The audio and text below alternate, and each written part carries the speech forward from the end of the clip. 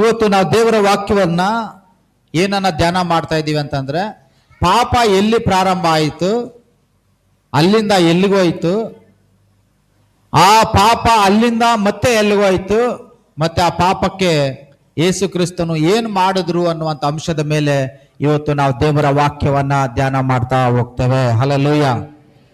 ಈಗ ದೇವರ ವಾಕ್ಯಗಳನ್ನ ಕೇಳೋದಕ್ಕಿಂತ ಮೊದಲು ಪಾಪ ಎಲ್ಲಿಂದ ಪ್ರಾರಂಭ ಆಯಿತು?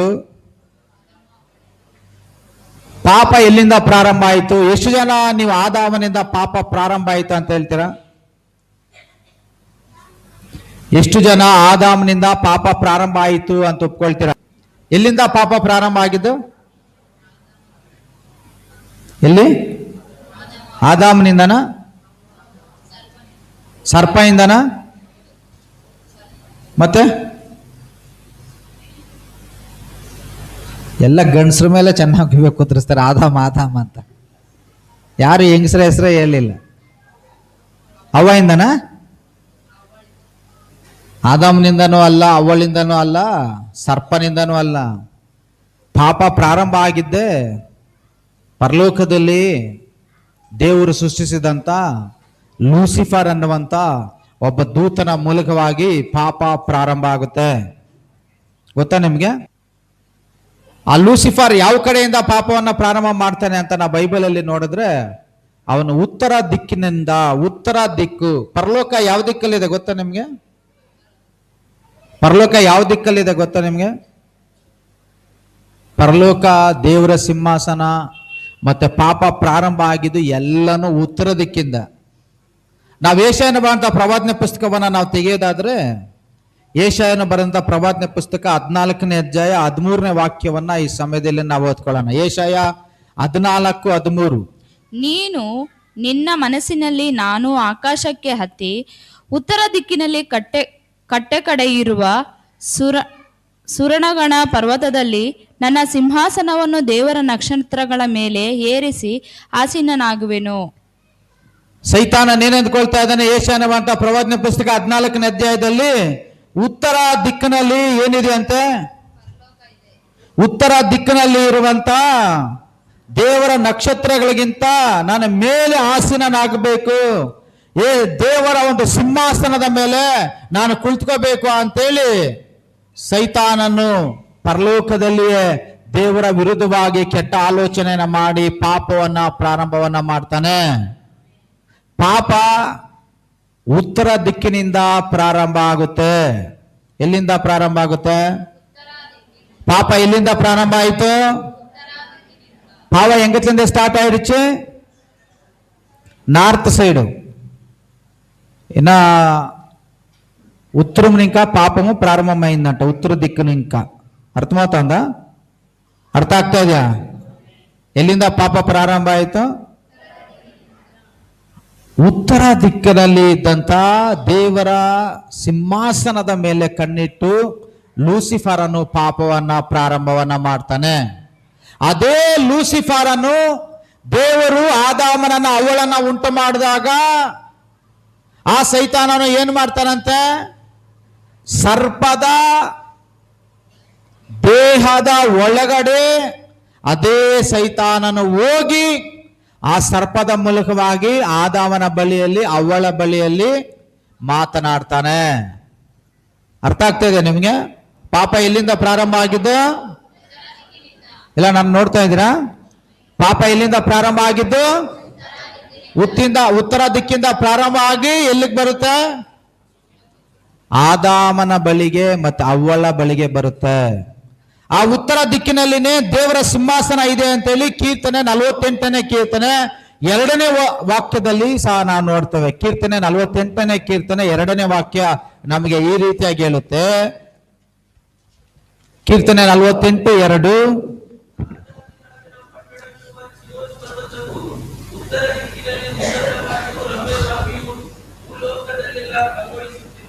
ರಾಜಾದಿ ರಾಜನ ಒಂದು ಸಿಂಹಾಸನ ಚಿಯೋನ್ ಎಲ್ಲಿದೆ ಅಂತೆ?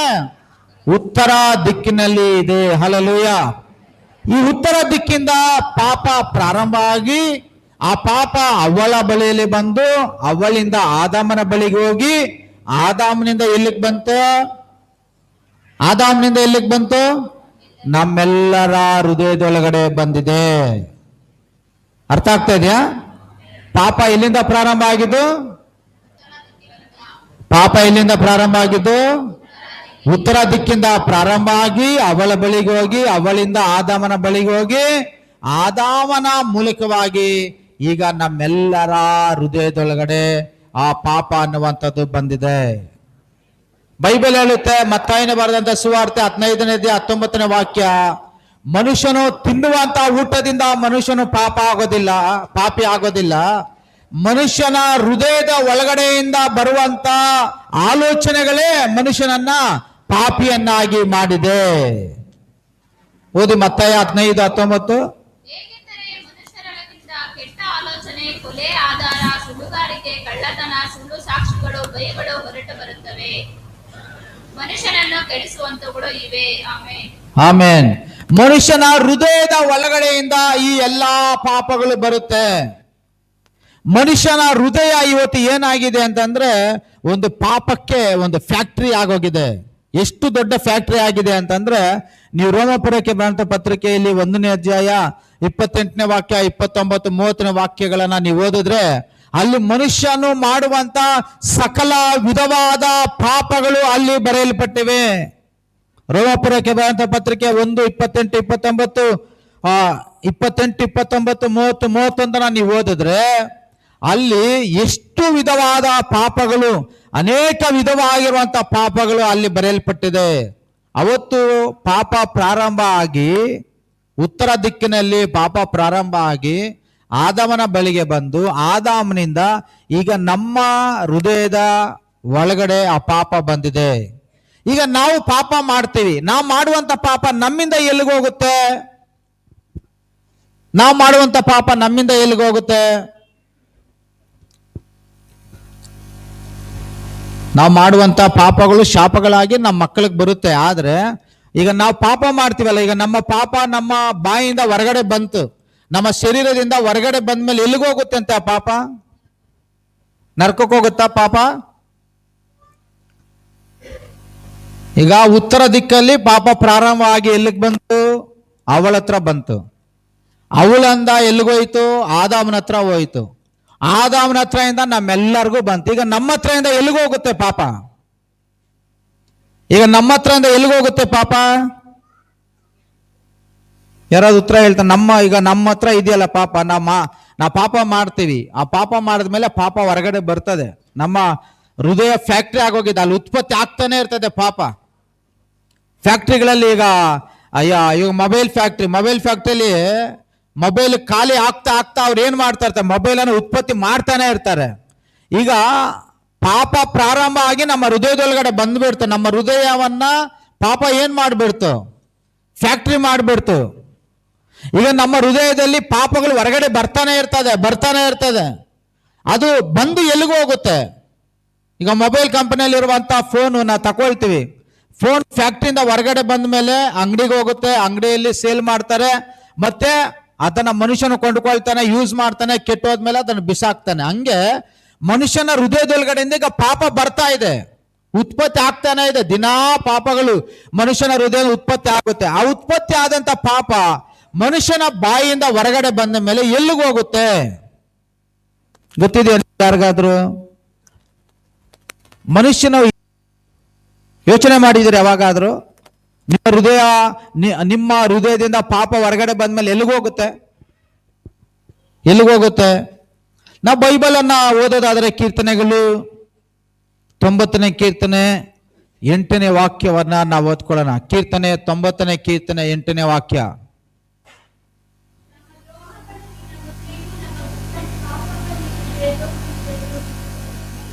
ಎಲ್ಲಿದೆ ಅಂತ ನಮ್ಮ ಪಾಪಗಳು? ಕೇಳಿಸ್ಕೊಂಡ್ರ ವಾಕ್ಯನ? ಇನ್ನೊಂದ್ಸರಿ ಓದಿ. ನನ್ನ ದ್ರೋಹಗಳು ನಿನ್ನ ಮುಂದೆಯೂ ನನ್ನ ಗುಪ್ತ ಪಾಪಗಳು ನಿನ್ನ ತೇಜೋ ದೃಷ್ಟಿಯಲ್ಲಿ ಇಟ್ಟುಕೊಂಡಿದ್ದು. ಈಗ ನಮ್ಮ ಒಳಗಡೆಯಿಂದ ಹೊರಗಡೆ ಬಂದಂತ ಪಾಪ ಎಲ್ಲಿಗೋಗುತ್ತೆ? ದೇವ್ರ ಮುಂದೆ ಹೋಗುತ್ತಂತೆ. ನಾವು ಮಾಡಿರುವಂತ ಎಲ್ಲ ಪಾಪಗಳು ದೇವ್ರ ಮುಂದೆ ಹೋಗಿ ನಿಂತ್ಕೊಳ್ಳುತ್ತೆ. ಹೆಂಗೆ ನಿಂತ್ಕೊಳ್ಳುತ್ತೆ ಗೊತ್ತಾ? ಪ್ರಕಟಣೆ ಬರೋಂಥ ಪುಸ್ತಕದಲ್ಲಿ 20ನೇ ಅಧ್ಯಾಯದಲ್ಲಿ ದೇವರು ಪಾಪಕ್ಕೆ ಒಂದು ಬುಕ್ ಇಟ್ಟಿದ್ದಾರಂತೆ. ಆ ಪುಸ್ತಕದಲ್ಲಿ ಹೋಗಿ ಅದೆಲ್ಲ ಶೇಖರಣೆ ಆಗುತ್ತೆ. ಪ್ರಕಟಣೆ 20ನೇ ಅಧ್ಯಾಯ 12ನೇ ವಾಕ್ಯವನ್ನು ಓದಿ. ಇದಲ್ಲದೆ ಸತ್ತವರಾದ ದೊಡ್ಡವರ ಪುಸ್ತಕವನ್ನು ಸಿಂಹಾಸನದ ಮುಂದೆ ನಿಂತಿರುವುದನ್ನು ಕಂಡೆನು. ಆಗ ಪುಸ್ತಕಗಳು ತೆರೆಯಲ್ಪಡುವು ಮತ್ತು ಜೀವಬಂಧರ ಪಟ್ಟಿ ಎಂಬ ಇನ್ನೊಂದು ಪುಸ್ತಕವನ್ನು ತೆರೆಯಲ್ಪಟ್ಟಿತು. ಆ ಪುಸ್ತಕಗಳಲ್ಲಿ ಬರೆದಿರುವ ಸಂಗತಿಗಳು ಆಧಾರದಿಂದ ಅವರವರ ಕೃತ್ಯಗಳ ಪ್ರಕಾರ ಸತ್ತವರಿಗೂ ನ್ಯಾಯ ಆ ಪುಸ್ತಕದಲ್ಲಿ ಬರೆಯಲ್ಪಟ್ಟಿರುವಂತ ಅವರ ಕಾರ್ಯಗಳಿಗೆ ಆಧಾರವಾಗಿ ದೇವರು ನ್ಯಾಯ ತೀರ್ಪನ್ನ ಮಾಡ್ತಾರೆ. ಅರ್ಥ ಆಗ್ತಾ ಇದೆಯಾ? ನಮ್ಮಿಂದ ಪಾಪ ಹೊರಗಡೆ ಬಂದ್ಮೇಲೆ ಎಲ್ಲೋಗುತ್ತೆ? ದೇವರ ಮುಂದೆ. ಆ ದೇವರ ಮುಂದೆ ಹೋಗಿ ಅಲ್ಲಿ ಒಂದು ಪುಸ್ತಕ ದೇವರು ಇಟ್ಟಿರ್ತಾರೆ. ಆ ಪುಸ್ತಕದಲ್ಲಿ ನಮ್ಮ ಎಲ್ಲಾ ಪಾಪಗಳು ಏನಾಗುತ್ತಂತೆ ಅಲ್ಲಿ ಶೇಖರಣೆ ಆಗ್ತಾ ಹೋಗುತ್ತೆ. ನಮ್ಮ ಹೃದಯದಿಂದ ಬಂದಂತ ಫ್ಯಾಕ್ಟ್ರಿಯಿಂದ ಏನು ಪಾಪ ಅನ್ನುವಂತ ನಮ್ಮ ಹೃದಯ, ಪಾಪ ಅನ್ನುವಂತ ಈ ಫ್ಯಾಕ್ಟ್ರಿ, ಹೃದಯ ಎಂಬ ಈ ಫ್ಯಾಕ್ಟ್ರಿಯಿಂದ ಹೊರಗಡೆ ಬಂದಂತ ಎಲ್ಲಾ ಪಾಪಗಳು ಎಲ್ಲಿಗೆ ಹೋಗ್ತಾ ಇದ್ದಾವೆ?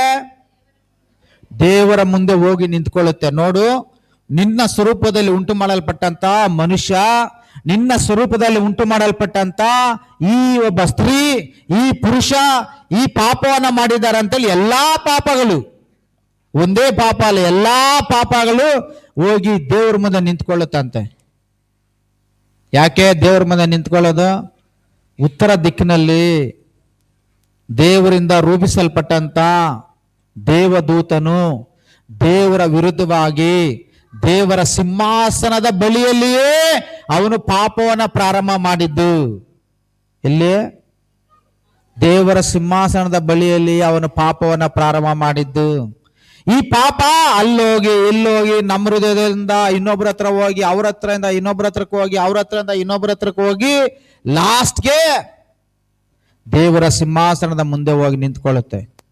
ದೇವರ ಸಿಂಹಾಸನದ ಮುಂದೆ ಇರುವಂತ ಪುಸ್ತಕದಲ್ಲಿ ದೇವರು ಅದನ್ನ ರೆಕಾರ್ಡ್ ಮಾಡ್ತಾ ಹೋಗ್ತಾರೆ. ಲಾಸ್ಟ್ಗೆ ನಾವು ಅಲ್ಲಿಗೆ ಹೋದಾಗ ದೇವ್ರೇನು ಮಾಡ್ತಾರೆ? ಆ ಒಂದು ಪಾಪದ ಪುಸ್ತಕವನ್ನ ತೆಗೆದು ಆ ಪಾಪದ ಪುಸ್ತಕಕ್ಕೆ ಅನುಗುಣವಾಗಿ ದೇವರು ನಮಗೆ ನ್ಯಾಯವನ್ನ ತೀರಿಸುವಂತ ದೇವರಾಗಿದ್ದಾರೆ. ಹಾಗಾದ್ರೆ ನಮ್ಮೆಲ್ಲ ಪುಸ್ತಕಗಳು, ನಮ್ಮೆಲ್ಲ ಪಾಪಗಳು ಆ ಪುಸ್ತಕದಲ್ಲಿ ಬರೆಯಲ್ಪಟ್ಟ ನಂತರ ಏನಾಯ್ತು? ದೇವರು ಮನುಷ್ಯನ ಪಾಪಗಳನ್ನ ತನ್ನ ಸಿಂಹಾಸನದ ಮುಂದೆ ಬಂದು ಶೇಖರಣೆ ಆಗೋದನ್ನ ನೋಡ್ತಾ ನೋಡ್ತಾ ನೋಡ್ತಾ, ನನ್ನ ಸ್ವರೂಪದಲ್ಲಿ ಉಂಟು ಮಾಡಲ್ಪಟ್ಟಿರುವಂತ ನನ್ನ ಮಕ್ಕಳಿಗೆ ನಾನು ಪಾಪ ಕ್ಷಮಾಪಣೆಯನ್ನ ಕೊಡ್ಲಿಕ್ಕೆ ಏನಾದ್ರೂ ಒಂದು ನಿತ್ಯವಾಗಿರುವಂತ ಒಂದು ಮಾರ್ಗವನ್ನ ಸಿದ್ಧ ಮಾಡಬೇಕು ಅಂತೇಳಿ ಸುಮಾರು 2000 ವರ್ಷಗಳ ಹಿಂದೆನೆ ಆ ರಾಜಾದಿ ರಾಜನಾಗಿರುವಂತ ಸರ್ವಶಕ್ತನಾಗಿರುವಂತ ದೇವರು ನರಾವತಾರವನ್ನ ಎತ್ತಿ ಒಂದು ಚಿಕ್ಕ ಮಗುವಾಗಿ ಕನ್ಯೆಯಳ ಮರಿಯಳ ಗರ್ಭದಲ್ಲಿ ಆತನು ಈ ಲೋಕಕ್ಕೆ ಬರ್ತಾನೆ. ಅರ್ಥ ಆಗ್ತಾ ಇದೆಯಾ? ದೇವರ ಮುಂದೆ ಶೇಖರಣೆ ಆದಂತಹ ಪಾಪಗಳಿಗೆ ವಿಮೋಚನೆಯನ್ನು ಕೊಡ್ಲಿಕ್ಕೆ, ದೇವರ ಮುಂದೆ ಬರೆಯಲ್ಪಟ್ಟಂತ ಎಲ್ಲ ಪುಸ್ತಕದಲ್ಲಿ ಬರೆಯಲ್ಪಟ್ಟಂತ ಪಾಪಗಳನ್ನ ಸಂಪೂರ್ಣವಾಗಿ ತೆಗೆದುಹಾಕ್ಲಿಕ್ಕೆ 2000 ವರ್ಷಗಳ ಹಿಂದೆ ಆತನು ಕನ್ಯೆಯಳಾಗಿರುವಂತ ಮರಿಯಳ ಗರ್ಭದಲ್ಲಿ ಒಂದು ಪುಟ್ಟ ಮಗುವಾಗಿ ಆತನು ಈ ಲೋಕದಲ್ಲಿ ಹುಟ್ಟುತ್ತಾನೆ.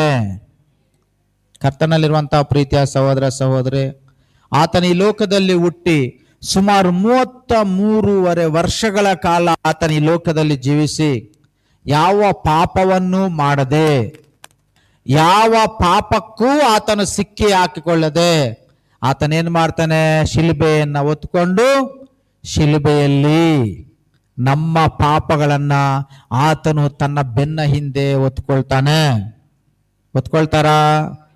ಹೊತ್ಕೊಳ್ತಾರ?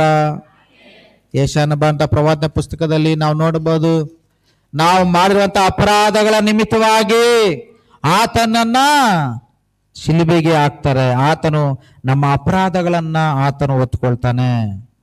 ಕರ್ತನಲ್ಲಿರುವಂತಹ ಪ್ರೀತಿಯ ಸಹೋದರ ಸಹೋದರಿ, ಯೆಶಾಯನ ಬರೆದ ಪ್ರವಾದನೆ ಪುಸ್ತಕ 53ನೇ ಅಧ್ಯಾಯದಲ್ಲಿ ಆತನು ನಮ್ಮ ಪಾಪಗಳನ್ನ ಶಿಲುಬೆಯಲ್ಲಿ ಆತನು ಹೊತ್ತುಕೊಂಡನು ಅಂತೇಳಿ 6ನೇ ವಾಕ್ಯದಲ್ಲಿ ನಮ್ಮೆಲ್ಲರ ದೋಷ ಫಲವನ್ನ ಯೆಹೋವನು ಅವನ ಮೇಲೆ ಹಾಕಿದನು. ಏನ್ ಮಾಡಿದ್ರಂತೆ? ದೇವರ ಮುಂದೆ ಇದ್ದಂತ ಪಾಪ ಎಲ್ಲಿಗೋಯ್ತು ಇವಾಗ? ದೇವ್ರ ಮುಂದೆ ಇದ್ದಂತ ಪಾಪದ ಪುಸ್ತಕ ಎಲ್ಲಿಗೋಯ್ತು? ಆತನು ಬೆನ್ನ ಹಿಂದೆ ಆತನ ಹಾಕೊಳ್ತಾನೆ. ಎಲ್ಲಿ? ಅರ್ಥ ಆಗ್ತಾ ಇಲ್ವ ನಿಮ್ಗೆ ಯಾರಿಗೂ? ನಾವು ಮಾಡುವಂತ ಎಲ್ಲಾ ಪಾಪಗಳು ದೇವರ ಸಿಂಹಾಸನದ ಮುಂದೆ ಹೋಯ್ತು. ಆ ಸಿಂಹಾಸನದ ಮುಂದೆ ಹೋದಂತ ಪಾಪಗಳನ್ನ ದೇವರು ನೋಡಿ ನಮ್ಮ ಪಾಪಗಳನ್ನ ಕ್ಷಮಿಸಬೇಕು ಅಂತೇಳಿ ಆ ಪಾಪಗಳನ್ನ ಕ್ಷಮಿಸ್ಲಿಕ್ಕೆ ಆತನೊಂದು ಚಿಕ್ಕ ಮಗುವಾಗಿ ಲೋಕದಲ್ಲಿ ಹುಟ್ಟಿ ಆ ಪಾಪಗಳನ್ನು ಇಲ್ಲಾಕೊಳ್ತಾನೆ. ತನ್ನ ಶರೀರದ ಮೇಲೆ, ತನ್ನ ಬೆನ್ನ ಹಿಂದೆ ಆತನು ಒತ್ಕೊಳ್ತಾನೆ.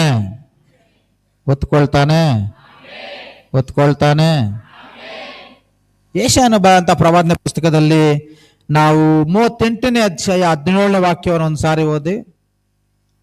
ಯೆಶಾಯ 38:17.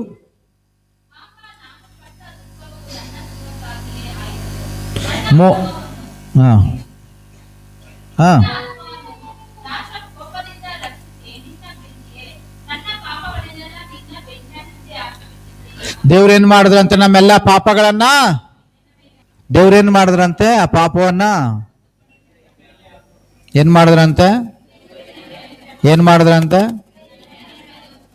ಬೆನ್ನ ಹಿಂದೆ ದೇವರು ಸಿಂಹಾಸನದ ಮುಂದೆ ಇದ್ದಂತ ಪಾಪವನ್ನ ಆತನು ಶಿಲುಬೆಯಲ್ಲಿ ಬಲಿಯಾಗುವುದರ ಮೂಲಕವಾಗಿ ಆತನು ತನ್ನ ಬೆನ್ನ ಹಿಂದೆ ನಮ್ಮೆಲ್ಲರ ಪಾಪಗಳನ್ನ ಹೊತ್ಕೊಳ್ತಾನೆ.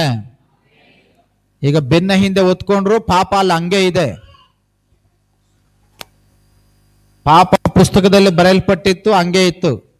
ಆ ಪುಸ್ತಕದಲ್ಲಿ ಬರೆಯಲ್ಪಟ್ಟಂತ ಪಾಪವನ್ನು ಆತನ ಬೆನ್ನಿಂದ ಹಾಕೊಂಡ್ರು. ಇನ್ನೂ ಪಾಪ ಹಂಗೆ ಇದೆಯಾ? ಆ ಪಾಪ ಇನ್ನೂ ಆತನ ಬೆನ್ನ ಹಿಂದೆನೆ ಇದೆ. ಕರ್ತನಲ್ಲಿರುವಂತಹ ಪ್ರೀತಿಯ ಸಹೋದರ ಸಹೋದರಿ, ಆ ಬೆನ್ನ ಹಿಂದೆ ಇದ್ದಂತ ಪಾಪವನ್ನ ಆತನೇನ್ ಮಾಡ್ತಾನೆ?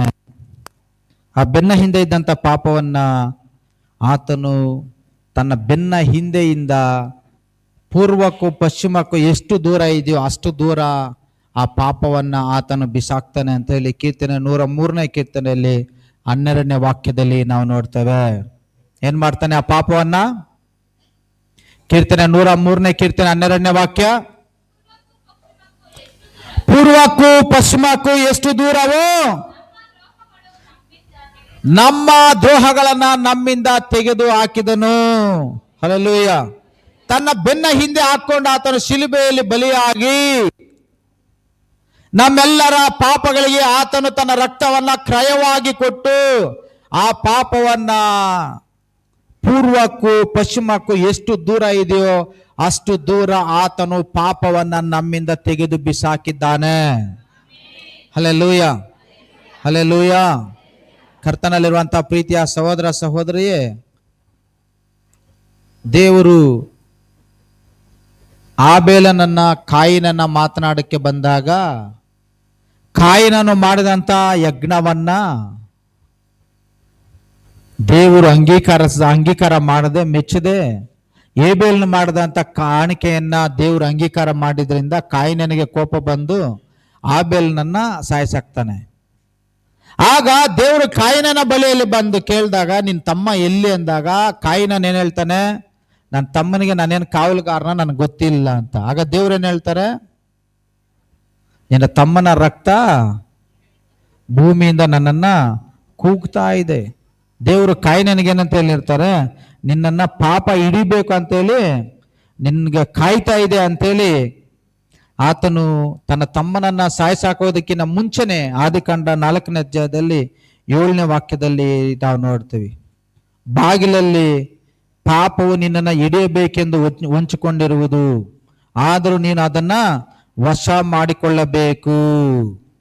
ಏನಂತೆ? ಪಾಪ ಆಬೇಲ ಕಾಯಿನನ್ನ ವಶ ಮಾಡ್ಕೋಬೇಕಂತೇಳಿ ಅದು ಬಾಗಿಲಲ್ಲೇ ಕಾಯ್ತದೆ. ಈ ಪಾಪ ಅನ್ನುವಂಥದ್ದು ಮನುಷ್ಯನನ್ನ ವಶ ಮಾಡ್ಕೋಬೇಕು, ದೇವರಿಂದ ದೂರ ಮಾಡಬೇಕು ಅಂತೇಳಿ ಪ್ರತಿದಿನ ಪ್ರತಿ ನಿಮಿಷ ಅದನ್ನ ನಮಗೋಸ್ಕರ ಕಾಯ್ತಾನೆ ಇರ್ತದೆ. ಆದ್ರೆ ದೇವರು ನಮ್ಮೆಲ್ಲರ ಪಾಪಗಳನ್ನ ಆತನ ಶಿಲ್ಬೆ ಮೇಲೆ ಹೊತ್ಕೊಂಡು ಪೂರ್ವದಿಂದ ಪಶ್ಚಿಮಕ್ಕೆ ಎಷ್ಟು ದೂರನೋ ಅಷ್ಟು ದೂರ ದೇವರು ಅದನ್ನ ಬಿಸಾಕ್ತಾರೆ. ಮತ್ತೆ ದೇವ್ರೇನು ಮಾಡ್ತಾರೆ? ಮೀಕನು ಬರೆದಂತ ಪ್ರವಾದನೆ ಪುಸ್ತಕ 7ನೇ ಅಧ್ಯಾಯ 19ನೇ ವಾಕ್ಯ ಈ ರೀತಿಯಾಗಿ ಹೇಳುತ್ತೆ. ಮೀಕಾ 7ನೇ ಅಧ್ಯಾಯ 19ನೇ ವಾಕ್ಯ. ಆತನು ನಮ್ಮ ಕಡೆಗೆ ತಿರುಗಿಕೊಂಡು ನಮ್ಮನ್ನ ಕನಿಕರಿಸುವನು, ನಮ್ಮ ಅಪರಾಧಗಳನ್ನು ಅಣಗಿಸುವನು, ನಿನ್ನ ಜನರ ಪಾಪಗಳನ್ನೆಲ್ಲ ಸಮುದ್ರದ ತಳಕ್ಕೆ ಬಿಸಾಡಿ ಬಿಡುವಿ. ದೇವ್ರೇನ್ ಮಾಡ್ತಾರೆ? ಸಮುದ್ರದ ಕೆಳಗಡೆ ಇರುವಂತ ನರಕಕ್ಕೆ ಆ ಪಾಪವನ್ನ ಆತನು ತುಳಿದು ಹಾಕಿದ್ದಾನೆ. ಅರ್ಥ ಆಯ್ತಾ? ಈಗ ನಾವು ಯಾರಾಗಿದ್ದೀವಿ? ಕ್ರಿಸ್ತನ ರಕ್ತದಿಂದ ತೊಳೆಯಲ್ಪಟ್ಟು ನೀತಿವಂತರಾಗಿದ್ದೀವಿ. ಅರ್ಥ ಆಗ್ತಾ ಇದೆಯಾ? ನಮ್ಮ ಪಾಪವನ್ನ ದೇವ್ರೇನ್ ಮಾಡಿದ್ರು? ಸಮುದ್ರದ ಕೆಳಗಡೆವರೆಗೂ ಅದನ್ನ ತುಳಿದು ಹಾಕಿದ್ದಾನೆ. ತುಳಿದು ಅಂದ್ರೆ ಆ ಪಾಪವನ್ನ ಆತನು ನರಕಕ್ಕೆ ಎಸೆದು ಆ ನರಕದಲ್ಲಿ ನಮ್ಮೆಲ್ಲರ ಪಾಪಗಳನ್ನ ಆತನು ಬೆಂಕಿಯಿಂದ ಸುಟ್ಟು ಬಿಟ್ಟಿದ್ದಾನೆ. Hallelujah, hallelujah. ಕರ್ತನಲ್ಲಿರುವಂತ ಪ್ರೀತಿಯ ಸಹೋದರ ಸಹೋದರಿಯೇ, ನಮ್ಮನ್ನ ದೇವರು ಪ್ರೀತಿಸಿ ನಮ್ಮ ಪಾಪಗಳನ್ನ ಆತನು ಕ್ಷಮಿಸಿ, ನಮ್ಮ ದ್ರೋಹಗಳನ್ನ ಆತನು ಕ್ಷಮಿಸಿ, ಆತನು ತನ್ನ ಸ್ವರೂಪವನ್ನ ಉಳಿಸ್ಕೋಬೇಕು ಅಂತೇಳಿ, ಆತನ ಮಹಿಮೆಯನ್ನ ನಮಗೆ ಕೊಡಬೇಕು ಅಂತೇಳಿ, ಪವಿತ್ರಾತ್ಮನ ಅಭಿಷೇಕವನ್ನ ನಮಗೆ ಕೊಡಬೇಕು ಅಂತೇಳಿ ಆತನು ನಮ್ಮ ಪಾಪಗಳನ್ನ ಹೊತ್ಕೊಂಡು ಆತನು ಪಾತಾಳಕ್ಕೆ ಅದನ್ನು ತುಳಿದಾಕಿದ್ದಾನೆ. Hallelujah, hallelujah. ಕರ್ತನಲ್ಲಿರುವಂತ ಪ್ರೀತಿಯ ಸಹೋದರ ಸಹೋದರಿ, ಪಾಪದ ಕಾರ್ಖಾನೆ ಆಗಿರುವಂತ ನಿನ್ನ ಹೃದಯ ಪರಿಶುದ್ಧವಾಗಬೇಕು ಅಂತಂದ್ರೆ ಅದಕ್ಕೆ ದೇವರ ಮಹಿಮೆ ನಿನ್ನ ಹೃದಯದಲ್ಲಿ ತುಂಬಿಕೋಬೇಕು. ದೇವರ ಮಹಿಮೆ, ದೇವರ ಅಭಿಷೇಕ ನಿನ್ನ ಹೃದಯದಲ್ಲಿ ತುಂಬಿಕೊಳ್ಳಿಲ್ಲ ಅಂತಂದ್ರೆ ನಿನ್ನ ಹೃದಯದಲ್ಲಿ ಇನ್ನೂ ಪಾಪದ ಕಾರ್ಖಾನೆ ಹಂಗೇ ಇರ್ತದೆ. ಆ ಪಾಪ ಅನ್ನುವಂಥ ಬೇರು ಅದು ಈಪ್ಲಿಸ್ ಮರದ ತರ, ನೀಲಗಿರಿ ಮರದ ತರ ಏನ್ ಮಾಡ್ತದೆ? ಸ್ವಲ್ಪ ಸ್ವಲ್ಪನೇ ಯಾವಾಗಲೂ ಚಿಗುರಿ ಚಿಗುರಿ ಚಿಗುರಿ ಚಿಗುರಿ ಮನುಷ್ಯನನ್ನ ಪಾಪಕ್ಕೆ ಅದು ಗುರಿ ಮಾಡಿ ಪಾಪಕ್ಕೆ ಅದು ವಶ ಮಾಡಿಸುವಂತದ್ದಾಗಿದೆ. ನೀನು ನಿಜವಾಗ್ಲೂ ನೀತಿವಂತನಾಗಿ ಜೀವಿಸಬೇಕು ಅನ್ನೋ ಆಸೆ ನಿನಗಿದ್ರೆ, ನೀನು ನಿಜವಾಗ್ಲೂ ದೇವರ ಮಗನಾಗಿ ಪಾಪ ಇಲ್ಲದವನಾಗಿ ಜೀವಿಸಬೇಕು ಅನ್ನುವಂತ ಆಸೆ ನಮ್ಗಿದ್ರೆ ನಾವೇನ್ ಮಾಡಬೇಕು? ಪ್ರತಿದಿನ ಆತನ ಮಹಿಮೆಯಿಂದ ನಾವು ತುಂಬಲ್ಪಡಬೇಕು. ಆತನ ಮಹಿಮೆಯನ್ನ ನಾವು ಬೇಡ್ಕೋಬೇಕು. ದೇವರೇ, ನಿನ್ನ ಮಹಿಮೆಯನ್ನ ನನ್ನ ಶರೀರಕ್ಕೆ ಕೊಡು ಸ್ವಾಮಿ. ದೇವ್ರ ವಾಕ್ಯ ಹೇಳುತ್ತೆ, ಬಲದಿಂದ ಅಲ್ಲ, ಪರಾಕ್ರಮದಿಂದ ಅಲ್ಲ, ನನ್ನ ಆತ್ಮನಿಂದಲೇ. ನಾವು ಬಲಹೀನರು ಅಂತೇಳಿ ಯೇಸು ಕ್ರಿಸ್ತನು ಆತನ ಶರೀರವನ್ನು ಬಿಟ್ಟು ಹೋಗುವಾಗ ಆತನ ಏನ್ ಹೇಳ್ತಾನೆ? ನಾನು ಹೋಗಿ ನಿಮಗೊಬ್ಬ ಸಹಾಯಕನನ್ನ ಕಳಿಸ್ಕೊಡ್ತೇನೆ. ಒಬ್ಬ ಸಹಾಯಕನು. ಆ ಸಹಾಯಕನು ಯಾರು? ಸತ್ಯದ ಆತ್ಮನು. ಆ ಸತ್ಯದ ಆತ್ಮನು ಯಾರು? ಪರಿಶುದ್ಧ ಆತ್ಮನು. ಆ ಪರಿಶುದ್ಧ ಆತ್ಮನನ್ನ ನಾನು ನಿಮಗೆ ಕಳಿಸ್ಕೊಡ್ತೀನಿ. ಆ ಪರಿಶುದ್ಧ ಆತ್ಮನ ಬಂದು ನೀವು ಪಾಪ ಮಾಡ್ದಿರ ಹಾಗೆ ಆತನು ನಿಮ್ಮನ್ನ ತನ್ನ ಮಹಿಮೆಯಿಂದ ತುಂಬಿಸಿ ನೀವು ಪರಿಶುದ್ಧವಾಗಿ ಜೀವಿಸುವ ಹಾಗೆ ಆತನು ನಿಮ್ಮನ್ನ ಆಶೀರ್ವದಿಸ್ತಾನೆ ಅಂತ ಸತ್ಯವೇದದಲ್ಲಿ ದೇವರು ನಮ್ಗೆ ಹೇಳ್ತಾರೆ. ಹಲ್ಲೆಲೂಯ, ಹೌದಲ್ವಾ? ನಾವು ಪಾಪವನ್ನ ನಮ್ಮ ಶರೀರದಿಂದ ನಾವು ಗೆಲ್ಲೋದಕ್ಕಾಗೋದಿಲ್ಲ. ನಾವು ಪಾಪವನ್ನ ನಮ್ಮ ಸ್ವಂತ ಬಲದಿಂದ ನಾವು ಗೆಲ್ಲೋದಕ್ಕಾಗೋದಿಲ್ಲ. ನಾವು ಪಾಪವನ್ನ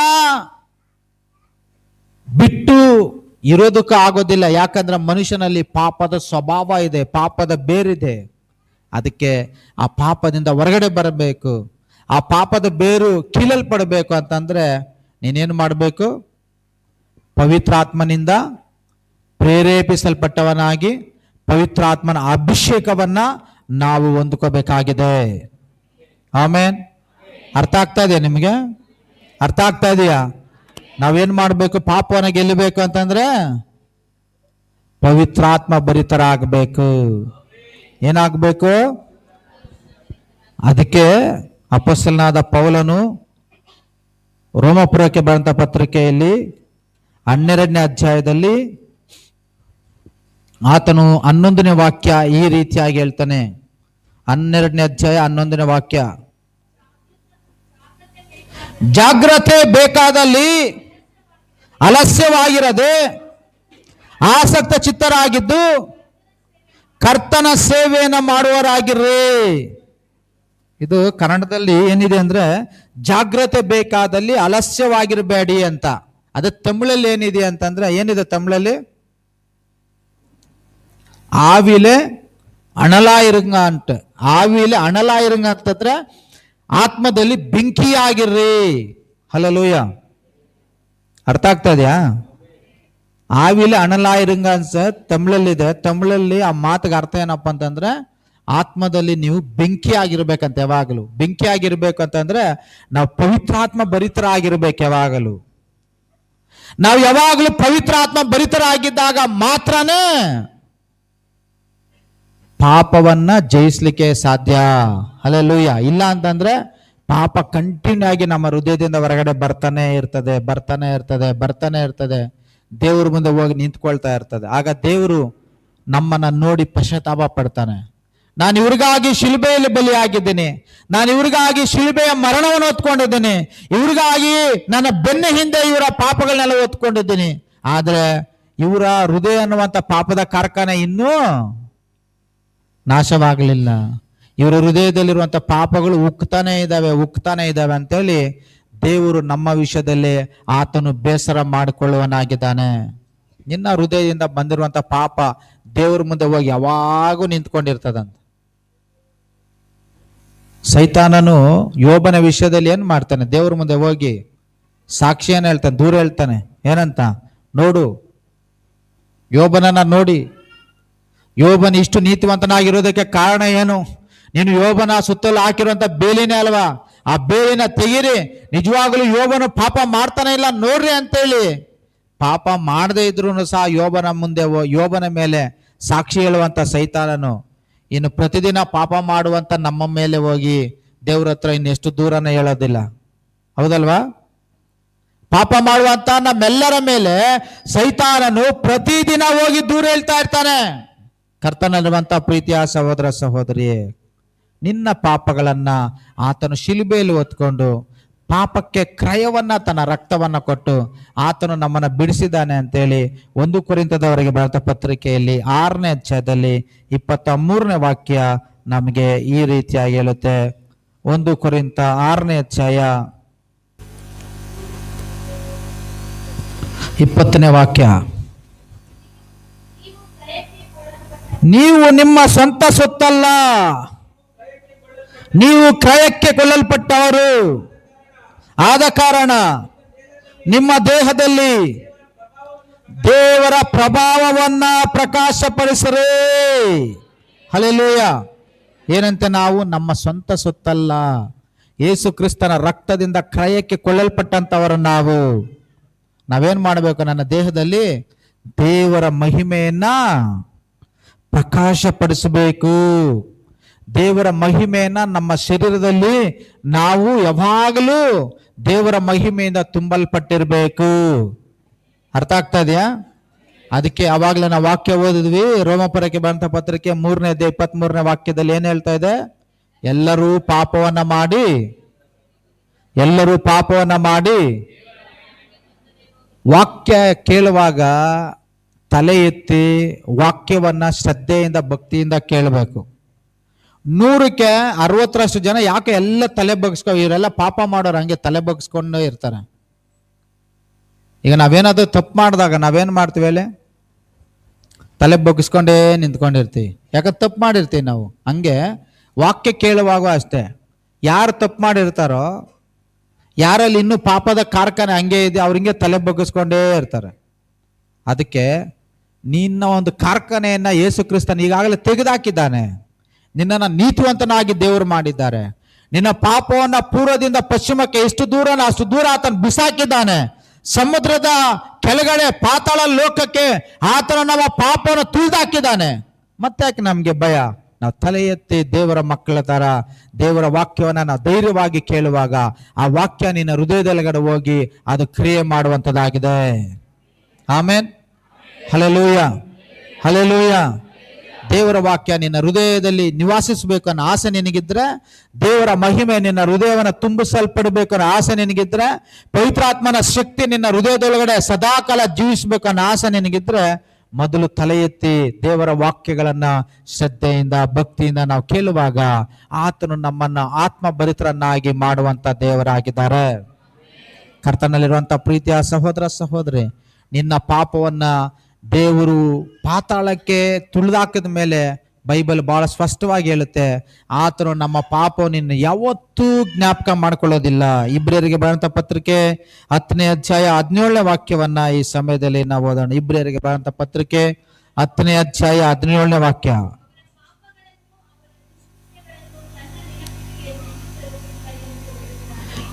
ದೇವರೇನು ಹೇಳ್ತಾರೆ? ನಿಮ್ಮ ಪಾಪಗಳನ್ನ ಇನ್ನು ಯಾವತ್ತೂ ದೇವರು ತನ್ನ ಜ್ಞಾಪಕಕ್ಕೆ ಇಟ್ಕೊಳ್ಳೋದಿಲ್ಲ. ಅಂದ್ರೆ ನೀನ್ ಪರಲೋಕಕ್ಕೆ ಹೋದ್ಮೇಲೆ ದೇವ್ರು ನಿನಗೆ ಬೇಳ್ ತೋರಿಸಿ, ನೀನ್ ಅವತ್ತು ಈ ಪಾಪ ಮಾಡಿದ್ದೆ ತಾನೆ, ನೀನ್ ಅವತ್ತು ಈ ಪಾಪ ಮಾಡಿದ್ದೆ ತಾನೆ, ನೀನ್ ಅವತ್ತು ಈ ಪಾಪ ಮಾಡಿದ್ದೆ ತಾನೆ ಅಂತೇಳಿ ದೇವ್ರು ಮತ್ತೆ ಮತ್ತೆ ಜ್ಞಾಪಕ ಮಾಡ್ಕೊಳ್ಳಲ್ಲ. ನಾವೇನ್ ಮಾಡ್ತೀವಿ? ಯಾರಾದ್ರೂ ನಮ್ಗೇನಾದ್ರು ತಪ್ಪು ಮಾಡಿದ್ರೆ ಮತ್ತೆ ಮತ್ತೆ ನಾವು ಜ್ಞಾಪಕ ಮಾಡ್ಕೊಳ್ತಾ, ನೀನ್ ತಪ್ಪು ಮಾಡಿದ್ಯಾ, ನೀನ್ ತಪ್ಪು ಮಾಡಿದ್ಯಾ, ನೀನ್ ಪಾಪ ಮಾಡಿದ್ಯಾ, ನೀನ್ ಪಾಪ ಮಾಡಿದ್ಯಾ, ನೀನ್ ಪಾಪ ಮಾಡಿದ್ಯಾ ಅಂತೇಳಿ ಆ ಪಾಪ ಮಾಡದೇ ಇದ್ರು ಅವ್ರ ಕೈಯಲ್ಲಿ ಮತ್ತೆ ಪಾಪವನ್ನ ನಾವು ಮಾಡಿಸ್ಬಿಡ್ತೀವಿ. ಆದ್ರೆ ದೇವ್ರು ಹಂಗಲ್ಲ.